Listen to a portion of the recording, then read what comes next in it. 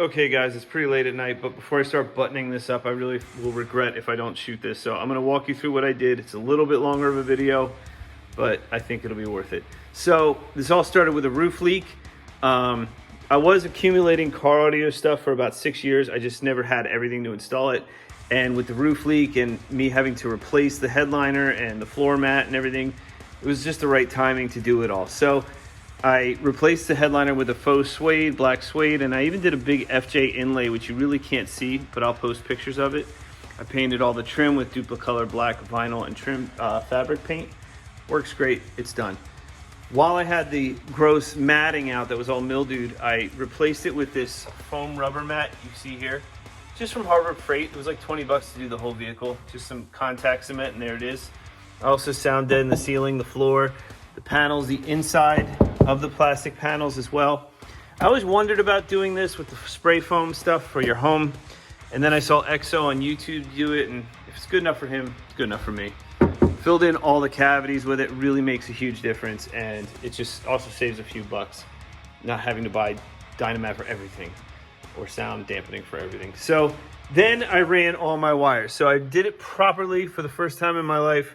I ran wires for LEDs in case I choose to do that in the future. I have all my power cables, everything's loomed. I have, if you see my Instagram, I have a custom box that's going there and a custom box that's going there with an amp rack and an amp rack.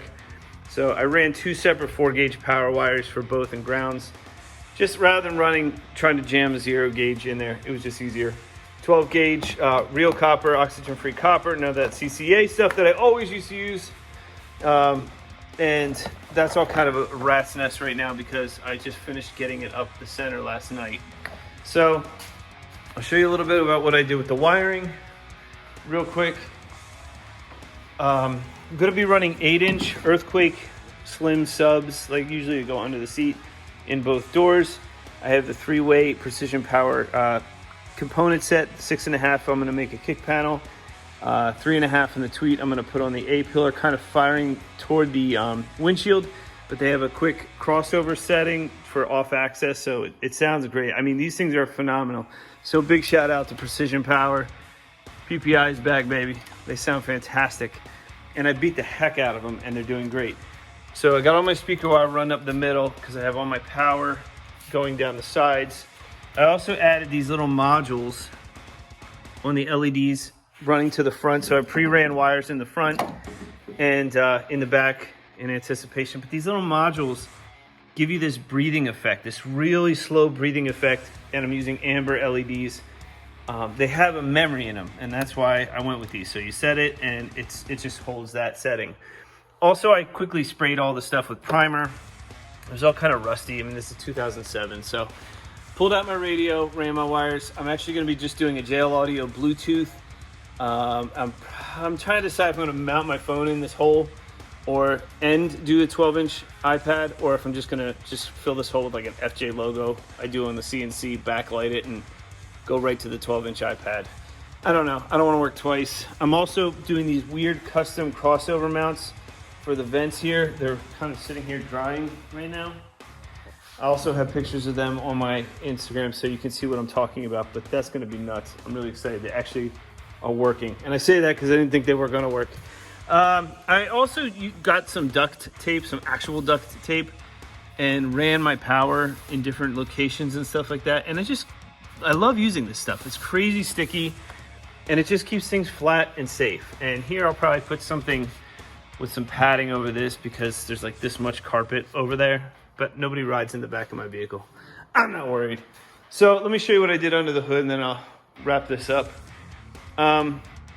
This was a total rat's nest. It's because I was installing this car stereo on tour. I would slap in like a quick brake for the trailer. I re-ran my lights and loomed them properly finally. Put a little fuse block on here for the LEDs and also for my trailer lights. Got some fuse boxes or fuse switches for the amps, 2 separate 4 gauges like I said.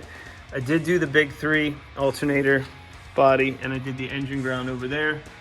I changed out to just much better mounts. I mean, they're just cheap Amazon mounts, but they're a heck of a lot better than what I got from the factory. And Also just a little relay for the LEDs. Everything's just kind of run down there, nice and clean. Zip tied, no problems, no fires. Let's stay out of the news. Anyway, guys, thanks for watching this. If you watched the whole thing, definitely keep checking out my pictures. I did start a YouTube, Flint Face Makes, and I kind of just set it aside for a minute because I'm just having babies and starting new businesses and going on tour. A lot of stuff, but we're gonna get back into it. But in the meantime, just check out my pictures. Let me know what you're doing. I'd love to see your FJs. I'm getting some really cool messages from you guys who are doing really interesting stuff. And it's just nice to see ideas. Plus, I'm not a professional, so if I'm doing something hacky, you guys can call me out on it before I start a car fire. All right. Hey, thanks for watching, guys. Really love all the support, and I'll talk to you soon.